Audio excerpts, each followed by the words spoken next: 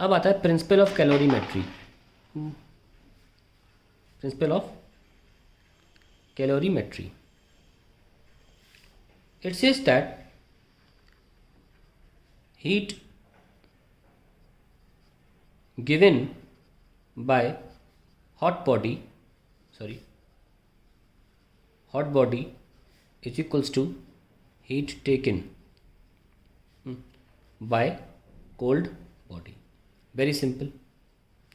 इसमें हम ये मान के चलते हैं कि दो बॉडीज जो इंटरेक्ट कर रही हैं बस उन्हीं में हीट ट्रांसफ़र हो रहा है, बिल्कुल आइडियल केस लेके चल रहे हैं, कोई लॉस नहीं हो रहा हीट का, कहीं और नहीं जा रही, एम्बियंस में वेस्ट नहीं हो रही।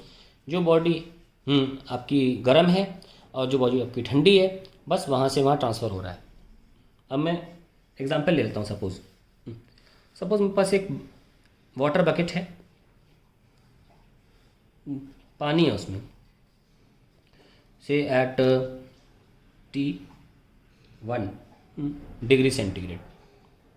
अब इसमें मैंने क्या किया, और पानी का मास ले लेते हैं M1। अब इसमें मैंने क्या करता हूँ, मैं इसमें एक बॉल डाल देता हूँ, हीटेड बॉल M2 मास की, आयरन की, at temperature T2 where T2 is greater than T1। तो ये ठंडे पानी में गर्म बॉल डाल दी गई तो क्या होगा, heat transfers from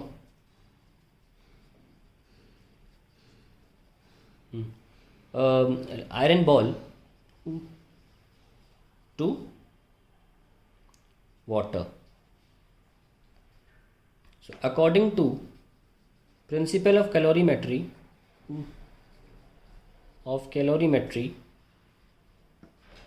heat given by iron ball is equals to heat taken by water। आइए लिखते हैं इसको। और हमको पता है कि हीट ट्रांसफ़र तब कब रुकेगा जब टेम्परेचर दोनों का सेम हो जाएगा। अभी लिख लेते हैं, heat transfer will stop once the temperature of iron ball and water become equal। तो let the final temperature be TF। तो अब बात करते हैं, heat given by iron ball कितना होगा। आयरन बॉल का मास हमने लिखा है, मास लिख लेते हैं, आयरन बॉल का मास है M2। ठीक है, सारी चीज़ें लिख लेते हैं। Q equals to M2 C iron, और हीट दी है, ओके।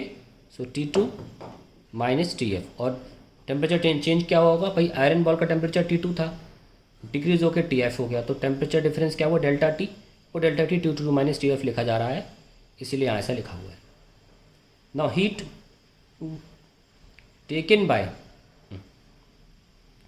वाटर, ये होगा Q इज इक्वल्स टू, यहाँ पे Ci जो है वो है specific heat capacity of iron, heat capacity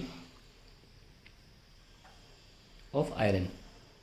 तो ये हम यहाँ पे Q इज इक्वल्स टू क्या होगा, वाटर के लिए लिख लेते हैं M1 CW। अब ये तो ठंडा हो रहा है ना, तो टेम्परेचर चेंज कैसे लिखना है भाई, ये पानी है, टेम्परेचर इसका T1 था, बढ़ के TF हो गया, तो हमेशा हम ज़्यादा माइनस कमी करेंगे ताकि डेल्टा T पॉजिटिव रहे। पर ध्यान रखना, हमेशा हम इक्वेशन ऐसे बनाएंगे कि डेल्टा T पॉजिटिव ही रहे, या TF माइनस T1 लिखा जाएगा। अब according to principle of calorimetry ये दोनों होते हैं बराबर, आइए बराबर कर लेते हैं इन्हें। M आयरन, M2 लिखना था इसको, M2 C iron T2 minus T final is equals to M1 C water T final minus T1। अब अगर हमको फाइनल टेम्परेचर निकालना है, क्योंकि हमें C M2 CW M1 ये सब पता रहता है, और T1 T2 तो हमको पता ही था, हमको TF निकालना है। तो कैसे निकालें, finding the final temperature.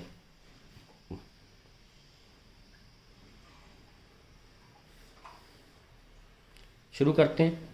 M2CiT2 minus M2CiTF is equals to M1CwTF minus M1CwT1।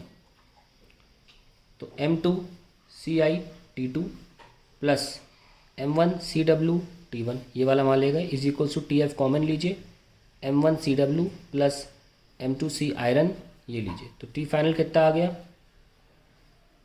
M2CiT2 plus M1CwT1 divided by M1CW plus M2Ci। That is the final answer. अब उसको रटना हो आसानी से फॉर्मूले को तो मत रटिएगा, क्योंकि जब हम सॉल्व कर रहे होते हैं न्यूमेरिकल्स तो ये वैल्यूज सॉल्व होकर निकल के आती हैं और बहुत ही आसानी से हमारा T फाइनल आ जाता है। फिर भी किसी को मन कर रहा हो रटने का, आदत से मजबूर हो, तो आप देख सकते हैं कि मास के साथ स्पेसिफिक कैपेसिटी भी उसी मास की है, तो आप रटने के हिसाब से आप बहुत आसानी से कर सकते हो। और देखो टेम्परेचर भी वही का वही है, जो T1 था M1 के साथ है, और C1 ले सकते हो। तो बहुत simply M1C1T1 plus M2C2T2 upon M1C1 plus M2C2। It's a very simple formula to remember also. हालांकि इसका कोई यूज़ नहीं होता, जब न्यूमेरिकल करते हो तो वहीं सॉल्व हो जाता है एक्चुअली फाइनल फॉर्मूला। सिर्फ TF आप रट निकाले तो कभी यूज़ नहीं करते इस फॉर्मूले का आप, तो कोई फ़ायदा नहीं है इसको रटने का। तो ये हम इस तरीके से हम कुछ क्वेश्चंस कर लेते हैं। अब आगे हम बढ़ेंगे और देखेंगे व्हाट इज़ लेटेंट हीट।